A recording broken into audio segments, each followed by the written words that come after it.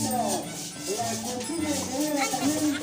Correa, chicos, tenemos 5 cafés y 4 bebidas. Señoras y señores, tenemos palmas, a ver si no ese cariño que hay. Cariño para Marcela, chicos, que están sin flow, presentándose aquí en la casa principal. Señoras y señores, qué lindo, de campesino de Navidad. Señores, estamos a la presencia de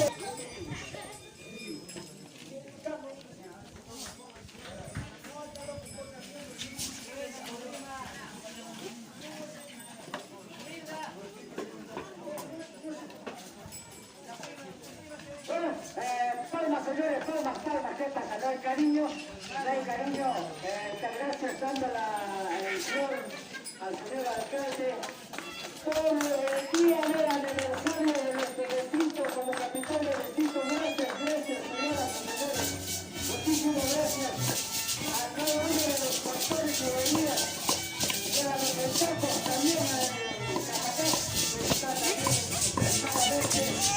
Aquí el team ganará, el público lo dirá, señores, y hasta la gente con nuestros hermanos de Marcela, chicos. Señoras y señores, qué alegría.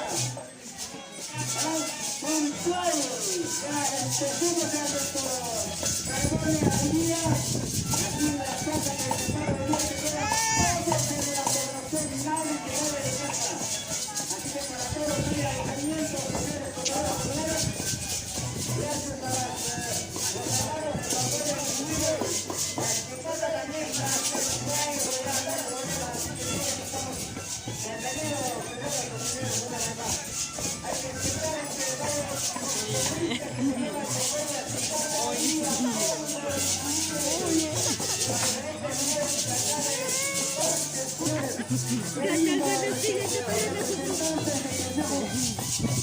una consejera en el departamento de acuicultura por las comunidades de Fajardo.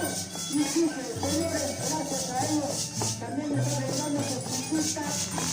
¿Qué tal preparadito tiene los colectivos? Esta voz de la ficha. Bueno, mientras tanto vamos a sacar este encuentro de contrastabilidad hoy día, hoy el aniversario, un día como hoy, ya dando la resolución el día 23 de diciembre del año 1983, estamos cumpliendo 34 añitos todavía de nuestro hay los cultivos. Recién vamos a empezar, recién vamos a iniciar, recién vamos a estar ya mañana a la tarde con buenos cinturones y buenas condiciones de vida.